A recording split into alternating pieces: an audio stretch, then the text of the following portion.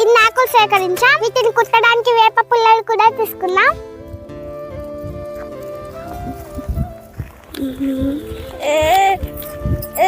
ఇగో ఇవి ఓకే, మొత్తం రెడీ అయ్యాక చూపిస్తాం.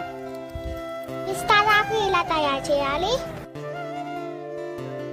వేప పుల్లలతో ఎలా కుట్టాలో మా మమ్మీ చేసి చూపించింది. అప్పట్లో ఏదైనా ఫంక్షన్ జరిగితే ఇలాంటి విస్తరాకులోనే తినేవారట. మొత్తానికి విస్తరాకులు తయారు చేసేసాం ఫ్రెండ్స్. బాగున్నాయా? ఈ విస్తరాకులోనే ఎల్లమ్మ తల్లికి నైవేద్యం పెడతాం.